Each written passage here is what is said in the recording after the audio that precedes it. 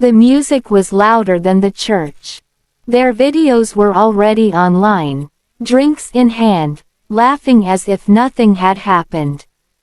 When I saw their faces glowing on my phone while my husband's coffin sat in the front row, something inside me went very still. So I made one phone call. That one call changed everything. If you believe respect should be earned, or that some things aren't worth forgiving, then listen carefully. This is a story about love, grief, and a quiet kind of justice you won't forget. I remember that day like a bruise, a dull, spreading ache that made the simplest movements heavy. The house smelled of lilies and old cologne.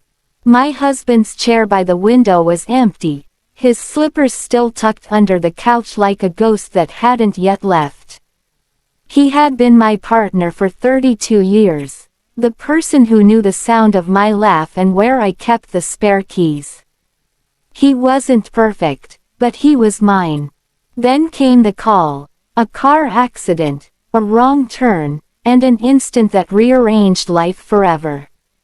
By the time the ambulance lights faded behind us, my world had narrowed to a few names and a single address, the funeral home. I sat at the kitchen table, pen in hand, writing the guest list. The names were predictable: neighbors, cousins, old friends. Then I wrote my children's names, tracing them slowly, believing they'd stand beside me when it mattered most. They were adults now, both in their 20s, living busy, noisy lives. I pictured them in black, standing by me, one hand wiping away a tear, the other holding mine. That image kept me going. But the phones started buzzing long before the funeral began, not with messages saying they were on the way, but with videos.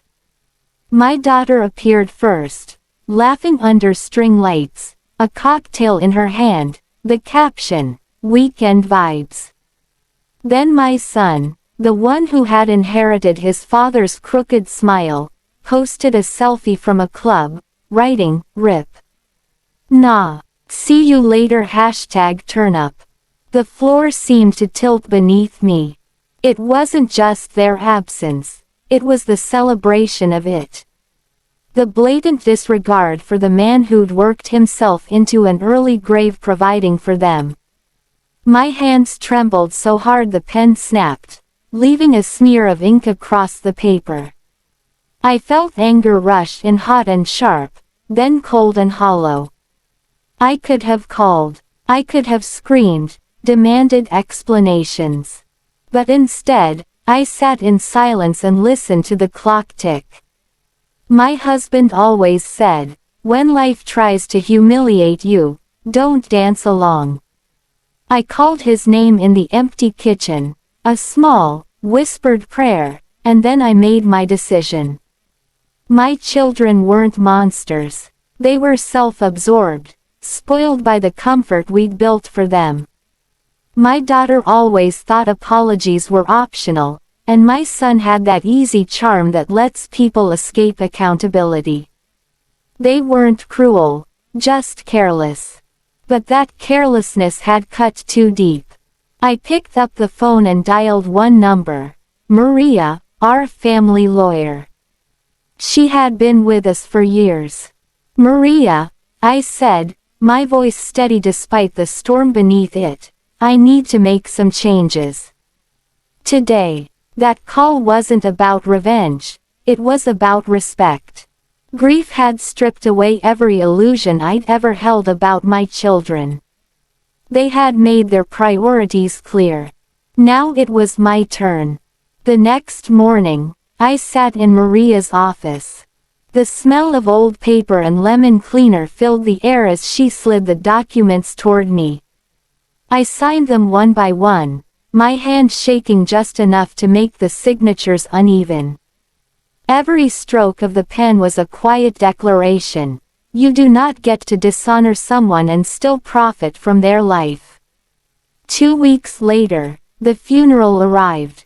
The church was half full, sunlight streaming through stained glass, scattering colored light across bowed heads. Friends and neighbors shared kind words. I walked to the front, my heels clicking against the stone floor, and took the microphone. "I want to say something," I began. My voice echoed softly, steady but edged with something unyielding. I spoke about my husband, the man he was, his laugh, his kindness. I read a passage he loved.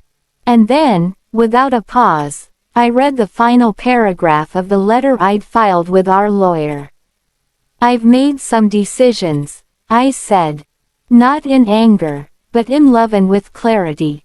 What we leave behind will be used to honor what your father cared about, not the distractions that kept you away." Gasps rippled through the church. I explained, calmly, that the house and savings would become a scholarship fund for children who'd lost parents, kids who had no one to show up for them. Every cent, every heirloom, every memory that could help someone else would go there. My children, who couldn't even attend their father's funeral, would not inherit a thing. The silence that followed was thick. Somewhere, someone let out a quiet, "Amen." The moment felt sacred, almost electric. I didn't cry. I didn't tremble. I simply stepped back and let the truth settle where it belonged. A week later, my daughter saw the funeral video someone had posted online. She watched me standing at that podium, heard every word I said. Her face went pale. My son saw the local paper the next morning, his father's obituary, the mention of the new scholarship fund, and the phrase, "in honor of those who show up when it matters most." He read it twice before it sank in. They called, of course. Apologies came tumbling through the phone, choked words, excuses about bad timing, and not knowing how to handle grief. But it was too late. Grief isn't an excuse for disrespect. It's the test that shows who you are when life stops being convenient. They came by the house the following Sunday. By then, it wasn't theirs anymore. Boxes were labeled for donation, and the lawyer had already begun the paperwork for the scholarship. I met them at the door. My daughter's eyes were swollen. My son couldn't look me in the face. "Mom, please," my daughter whispered. "We didn't mean." "I know what you meant," I said quietly. "You meant to live like he didn't matter. Now you'll live without what he built." They both started to cry, but I didn't. I'd done all my crying already. This wasn't about punishment anymore, it was about principle. That night, when the house was finally quiet, I sat by the window in my husband's chair. For the first time in weeks, I felt something other than rage or sorrow. I felt peace. Not joy, peace. The kind that comes when you stand up for what's right, even when it costs you something precious. I still miss him every day.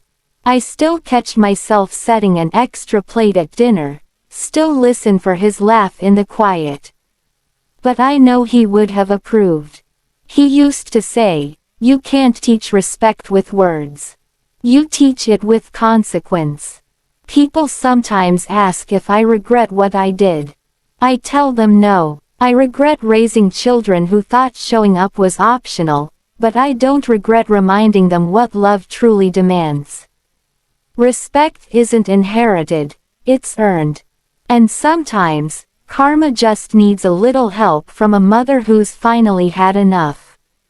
If this story made you feel that deep, quiet satisfaction, remember this: some lessons can't be taught with kindness. Some are carved into the soul with silence, and the courage to walk away.